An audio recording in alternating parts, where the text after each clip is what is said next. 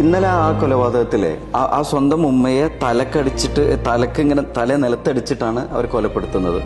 എന്നിട്ട് കുറെ നേരം ആ ഉമ്മ ആരും അറ്റൻഡ് ചെയ്യാനില്ലാതെ ആ വീട്ടിൽ കിടക്കുന്നുണ്ട്. ഉച്ചയ്ക്ക് മുമ്പ് നടന്ന ആ വൈകുന്നേരം വരെ. ഹോസ്പിറ്റലിന് ബോധം വന്നപ്പോൾ ആദ്യം ചോദിച്ചത് ചെറിയ മോനെ പറ്റിയാണ്. രണ്ടാമത് ഡോക്ടേഴ്സൊക്കെ എന്ത് പറ്റിയെന്ന് ചോദിച്ചപ്പോൾ അമ്മ പറഞ്ഞത് കട്ടിൽ നിന്ന് നിലത്ത് വീണിട്ട് പരിക്ക് പറ്റിയെന്നുള്ളതാണ്. ഒന്ന് ആലോചിച്ച് നോക്കിയേ, അൺകണ്ടീഷണൽ ലവ് എന്ന് പറഞ്ഞാൽ ഇതാ.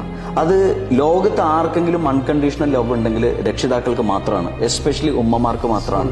അത് എല്ലാം വരുമ്പോൾ പോലും അവരെ പ്രൊട്ടക്ട് ചെയ്യാൻ നോക്കുക. അതായത് നമ്മൾ അങ്ങോട്ട് സ്നേഹം കൊടുത്തില്ലെങ്കിലും ഇങ്ങോട്ട് സ്നേഹം ഒഴുകുക, അങ്ങോട്ട് ക്രൂരത ചെയ്താലും ഇങ്ങോട്ട് സ്നേഹം മാത്രം ഒഴുകുക. ഇതാണ് അൺകണ്ടീഷണൽ ലവ്. പലപ്പോഴും മക്കൾക്ക് പല ആളുകൾക്ക് മനസ്സിലാവാത്തത് ഈ ഒരു അൺകണ്ടീഷണൽ ലവ് ആണ്. കാരണം നമ്മുടെ മക്കളുടെ സമാധാനം, അവരുടെ സന്തോഷം മാത്രം പ്രാധാന്യം കൊടുക്കുന്ന രക്ഷിതാക്കള് അവരെ ധിക്കരിച്ചുകൊണ്ട് നമ്മൾ ചിലപ്പോൾ പ്രണയത്തിന്റെ പേരിലോ അല്ലെങ്കിൽ ലഹരിയുടെ പേരിലോ നമ്മൾ അവരെ ധിക്കരിച്ചിട്ട് ഇറങ്ങിപ്പോവുക. ആ ഒരു സ്നേഹം വേണ്ടെന്ന് വെച്ചിട്ട് ഇന്നലെയോ മിഞ്ഞാന്നോ കണ്ട ഒരാളുടെ കൂടെ എനിക്ക് എന്റെ ലൈഫിന് അവരുടെ കൂടെ ജീവിക്കേണ്ടത് അത് മാത്രമാണ് ശരിയെന്ന് മനസ്സിലാക്കിയിട്ട് ഇറങ്ങിപ്പോവുക. അങ്ങനെ ജീവിതം നഷ്ടപ്പെടുന്ന എത്ര ആൾക്കാരുണ്ട്.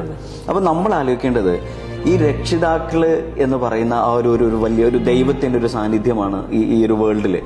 അവരെ ധിക്കരിച്ചുകൊണ്ടുള്ള ഒരു തീരുമാനം നമ്മൾ എടുക്കുന്നത് തികച്ചും വെട്ടിത്താണ്. കാരണം അത്രയും നമ്മളെ സപ്പോർട്ട് ചെയ്യുന്ന രക്ഷിതാക്കളുടെ കാര്യമാണ്. അങ്ങനത്തെ രക്ഷിതാക്കളുടെ വാക്കിന് വില നൽകാതെ നമ്മൾ നമ്മുടേതായ ഇഷ്ടങ്ങൾക്ക് പോകുമ്പോൾ ഒരു എറ്റേണലി നമ്മൾ ഒരിക്കലും ഹാപ്പി ആവാൻ പോകുന്നില്ല. മാത്രമല്ല ഇന്നിപ്പോ കേരളത്തില് ഇങ്ങനെ അൺകണ്ടീഷണൽ ലവുള്ള ഓരോ മാതാവും പേടിച്ചുകൊണ്ടാണ് കിടന്നുറങ്ങുന്നത്. മക്കളെ പേടിച്ചിട്ട് എന്താണ് സംഭവിക്കാൻ പോകുന്നത് ഒരു പ്രവചിക്കാൻ പറ്റാത്തൊരവസ്ഥ.